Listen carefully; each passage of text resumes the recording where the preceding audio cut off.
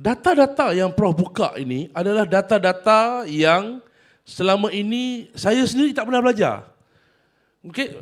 Bermakna kata-kata Prof ini mengatakan bahawa Mesopotamia itu adalah sebahagian daripada penganut agama Hanif. Hanif. Prof setuju dengan fakta tersebut? Yes, gini, buktinya kalau kita tengok, saya kaji the Dictionary of Mesopotamia. Okay. Dalam dictionary itu ada gambar-gambar statue, gambar-gambar patung yang dijumpai di Museum Ashurbanipal. Ashurbanipal ini terletak di Iraq, di Babylon itu, dan banyak lagi museum-museum lain. Kebanyakan patung-patung yang kita jumpa itu sedang solat, sedang berdoa. Tetapi masalahnya, malangnya sekali ialah yang melakukan kajian itu ambil gambar patung, ambil buat buku itu dan memberi interpretasi ataupun tafsiran kepada patung-patung ataupun statue yang dijumpa itu bukan orang Islam. Jadi dia memberi pentafsiran dalam pahaman dia. Masalah sekarang pentafsiran dalam memberi pahaman apabila melihat sesuatu batu bersurat, apabila melihat kepada statue-statue itu, dia buat macam ni, ini berdoa. Dia buat macam ni, ini salat. Betul. Ada patung-patung itu. Dan saya sudah, ini orang Islam. Ini percaya pada agama yang satu. Dalam the Dictionary of the Mesopotamia tu, dia kata, they pray. Dia kata, they pray je lah. Dia tak boleh nak explain lagi sebab dia bukan Islam. Dia tidak ada background yang kita ada. Dia kata, they pray. Saya sebagai pengkaji Islam, saya kata, ni orang ni tengah semayang. Ini tengah berdoa. Dan mereka itu adalah pembesar-pembesar di istana. Wakil raja-raja. Dan ada raja-raja. Hingga kan Raja Hammurabi itu adalah agama Islam. Hammurabi itu? Agama orang Islam.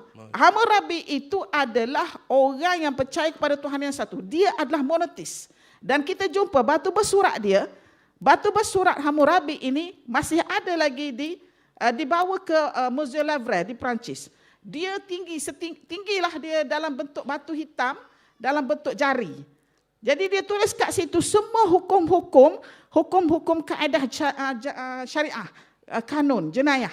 Betul. Sebagai contohnya, ada undang-undang Hammurabi? Ya, sebagai orang law dia akan tahu benda ni.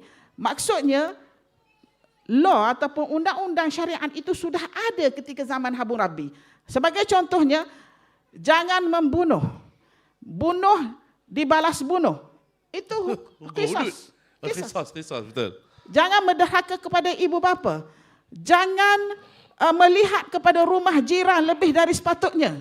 Jangan menghina isteri jiran. Jangan menghina binatang peliharaan jiran.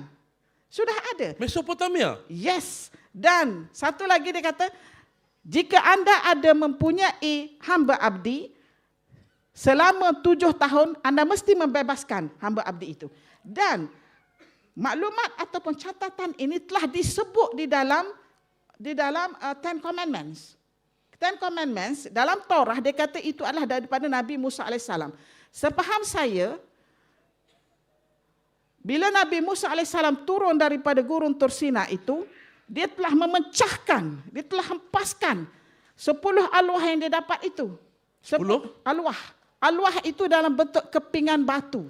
Okay. Ketika kan Nabi Musa minta nak tengok Allah Subhanahu Wa Taala, dia tak dapat tengok, pecah bukit, kemudian dia pengsan. Apabila dia bangun, dia dapat 10 alwah. Apa maksud Taurat, Yaakob? Taurat itu dasar kata nur. Nurrah, Taurah. Maksudnya di sini dia bermaksud cahaya. Kenapa dia maksud cahaya? Apabila ada pancaran cahaya ke atas batu itu, menulis hukum-hukum yang jangan membunuh, jangan menharka kepada pencipta. Sekiranya anda mempunyai sekian-sekian, anda kena buat begini, begitu dan begini. Itu disebut dalam 10 alwah itu. 10 alwah maknanya Nabi Musa AS menerima 10 kepingan batu ketika dia turun itu. Dia kan turun lewat. Kaum dia yang 70 orang dah sampai ke bawah. Apabila dia turun, dia tengok Samiri sembah lembu emas, dia terlalu marah. Sebab dia duduk ke atas sana dah 40 hari. 30 hari dia puasa, kemudian dia makan. Dia makan daun-daun tu untuk berjumpa dengan Allah Subhanahu Wa Taala. Dia ditegur oleh malaikat. Wahai Musa, kenapa kamu makan daun-daun tersebut? Sedangkan mulut orang yang berpuasa itu lebih harum daripada kasturi. Kamu diarahkan puasa 10 hari lagi. Maka Nabi Musa puasa 10 hari lagi, cukup 40 hari. Sebab itu kita jumpa dia puasa 40 hari, asalnya 30 hari. Jadi bila dia turun itu dipecahkan, yang menjadi masalahnya macam mana boleh ada the Ten Commandments sekarang sekiranya pecah. Ada setengah orang mengatakan dia tak pecah. Dia boleh dicantum-cantumkan balik. Tetapi bagaimana dia ingin mencantumkan balik? Sekiranya dicantumkan balik, berlaku peperangan demi peperangan sesudah itu. Serangan demi serangan. Dan Nabi Musa AS tidak pernah masuk ke Palestin. Tidak pernah, dia sakit. Sebab itu dia arahkan Yusha' bin Nun masuk ke Palestin. Dan ketika Yusha' bin Nun ingin membuka kota Ariha itu dekat Jericho itu. Dekat Jericho, membuka kota, dia minta dipegungkan matahari sejam. Itu memang ada catatan dalam tafsir-tafsir. Ya, maksudnya di sini ada bukti-bukti menunjukkan matahari itu yang bergerak. Okey, Prof. Jadi bermaknanya the first civilization ataupun peradaban manusia yang pertama ni adalah Islam lah, madam. Islam. Tetapi betul, dalam Prof? bentuk Islam itu Ya. nama yang terakhir Maknanya itu din orang-orang Islam. yang berakidahkan Allah Subhanahu Wa Taala lah. Ya. Jadi sekarang ini daripada Nabi Musa dipanggil syariat Musa. Ha. Kemudian pergi kepada Nabi Daud. Kena ingat antara Musa dengan Daud dia ada raja, iaitu Raja Talut dan Jalut. Betul. Hasil daripada selepas kewafatan Raja Talut itu, maka Nabi Daud mengambil tempat. Betul. Kemudian sesudah Nabi Daud AS, Nabi Sulaiman AS. Betul. Nabi Sulaiman AS itu semua ada syariat masing-masing. Mengikut kesesuaian pemikiran ummah kepada ketika itu.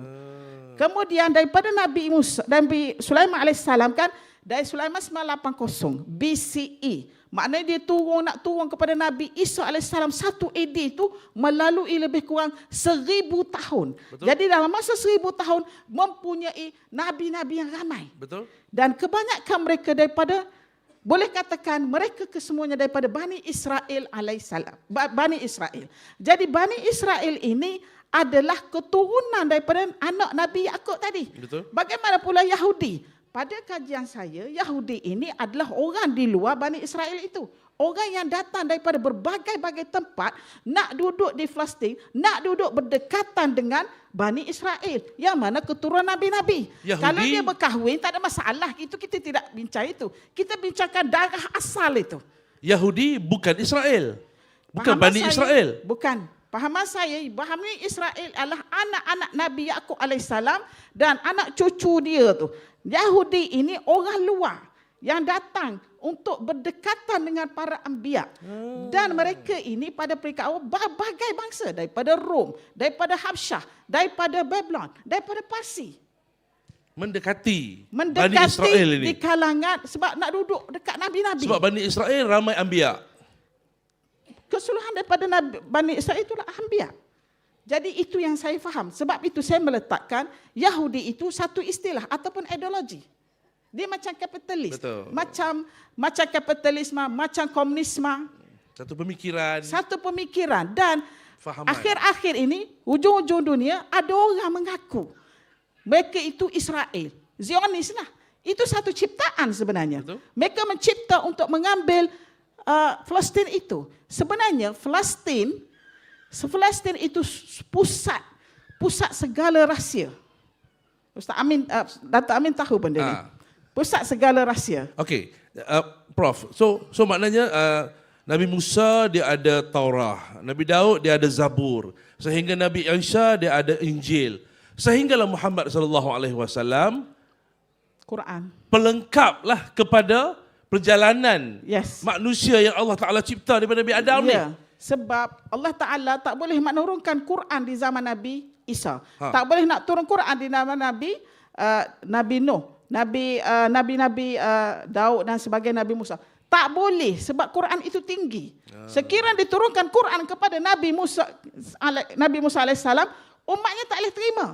Dia tak mampu sebab itu adalah ilmu yang kalau baca Quran sekarang ni pun dia perlukan kepada pentafsiran. Betul. Sebab itu jika kita baca Quran tanpa pentafsiran, dia hanya akan memahami secara surface saja. Very shallow.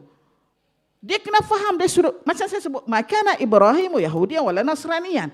Kalau saya tak explain dari sudut ma tadi, semua orang kata, oh Nabi Ibrahim adalah Yahudi dan Nasrani.